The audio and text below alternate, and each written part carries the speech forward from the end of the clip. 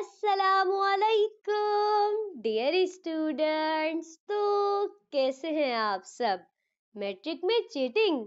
जी हाँ, सबने की और सबने देखी। लेकिन आज का सवाल है कि क्या इंटरमीडिएट में भी वही माहौल मिलेगा? वो सच जो शायद कोई टीचर ना बोले, ना ही कोई सीनियर और ना ही कोई यूट्यूबर। बस आज मैं आपको खुलकर सब बताऊंगी, तो वीडियो को आखिर तक जरूर देखें। देखिए, मैट्रिक का हाल तो सबने देखा। पेपर शुरू होने से पहले ही व्हाट्सएप पर पूरा पर्चा घूम रहा था। सेंटर में टीचर कह रहे थे, बेटा आराम से करो, कोई कुछ नहीं कहेगा। और कुछ बच्चों का अंदाज तो ऐसा था जैसे वो पर्चा नहीं, ईद कार्ड फॉरवर्ड कर रही हो। ऐसा लग रहा था जैसे इम्तिहान नहीं, चीटिंग फेस्टिवल हो रहा हो। लेकिन अब आते हैं असल सवाल पर। क्या 11वीं और 12वीं में भी ऐसी ही पार्टी मिलेगी? तो जवाब है बिल्कुल भी नहीं। जी हाँ, चीटिंग सिर्फ 9 मैट्रिक तक किसी हद तक मुमकिन हो सकती है, लेकिन फर्स्ट ईयर और सेकंड ईयर में ऐसा कुछ भी नहीं होता है। इसीलिए सप्ली का रेशियो इन क्लासेस में बहुत ज्यादा है, क्योंकि यहाँ सिर्फ एक चीज चलती है और वो है मेहनत। अब जिन तलबा ने हंसते खेलते हुए एडमिशन तो ले लिया है और वो ये समझ रहे हैं कि ये पेपर्स भी 9 मैट्रिक की तरह निकल जाएंगे, तो जरा रुक जाएं। यहाँ नंबर उतने ही मिलेंगे जितनी आपने मेहनत की होगी। और अगर कोई अब भी ये सोच रहा है कि बगैर पढ़े पास हो जाएगा, तो याद रखें, ये मैट्रिक नहीं है, ये है रियल गेम। क्योंकि इंटर का इम्तिहान आपके करियर का फैसला करता है। यहाँ अगर चीटिंग पकड़ी गई तो ना सिर्फ पेपर कैंसिल होगा, बल्कि पूरा फाइनल रिजल्ट ही खराब हो जाएगा।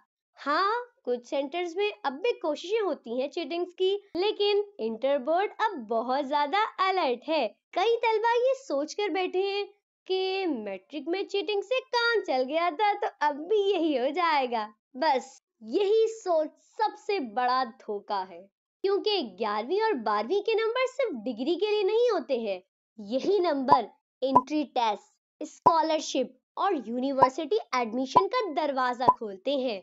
चीटिंग वक्ती नंबर तो दे सकती है, लेकिन मुस्तकबिल नहीं। और अगर आप चाहते हैं कि कल को आप डॉक्टर, इंजीनियर या फिर कोई बड़ा नाम बने, तो सच को आज ही मान लें। मेहनत करें, टाइम टेबल बनाएं और खुद पर यकीन रखें। अब कुछ लोग कहते हैं बस नंबर चाहिए, नॉलेज नहीं।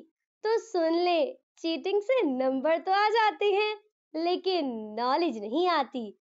और जब नॉलेज नहीं होगी तो यूनिवर्सिटी वाले साफ बोल देंगे, baby you are not selected. याद रखें, चीटिंग वक्ती हंसी दे सकती है, लेकिन कामयाबी हमेशा मेहनत की मुस्कुराहट से आती है।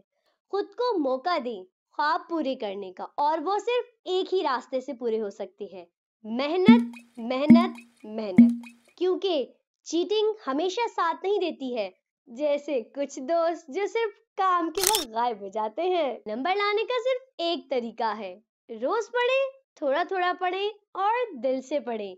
और एक और बहुत ही अहम बात कि जैसे ही 9 मैट्रिक के पेपर स्टार्ट होते हैं, सोशल मीडिया के ऊपर हलचल मच जाती है कि फलाना पर्चा आउट हो गया, फलाना पर्चा आउट हो गया। और इसी तरह न्यूज वाले भी कहना शुरू हो जाते हैं, सिंध के इम्तिहानी मराकज में खुलकर नकल, नकल माफिया सरगर्म, सिंध के इम्तिहानात मजाक बन गए। तो क्या आप लोगों ने कभी इसी तरह इंटरमीडिएट का भी सुना है कि क्लास 11 या 12 के पर्चे लीक हो गए, उनके पेपर आउट हो गए, या फिर खुलकर नकल हो रही है? तो आपका आंसर क्या है? नहीं ना? तो जी हाँ, क्योंकि ऐसा होता ही नहीं है। और हाँ, एक और बात कि 9 मैट्रिक में ऐसा होता है ना कि जो टीचर होती है वो एमसीक्यूज वगैरह बता देती है, उसके निशानात वगैरह लगा देती है। तो फर्स्ट ईयर सेकंड ईयर में ऐसा भी नहीं होता है।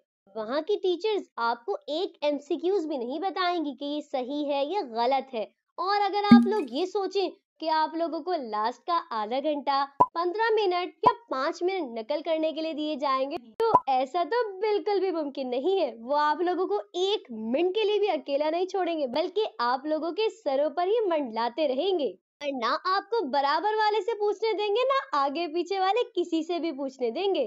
तभी कह रही हूँ अभी भी आप लोगों के पास टाइम है, क्योंकि मैंने सोचा आप लोगों को पहले बता दूं। ऐसा ना हो ना कि जब आप लोग पहला पेपर देकर आ रहे हो फिर आप लोगों को अंदाजा हो कि ये सिचुएशन कहाँ से आ गई। ऐसा तो सिंध में होता ही नहीं है।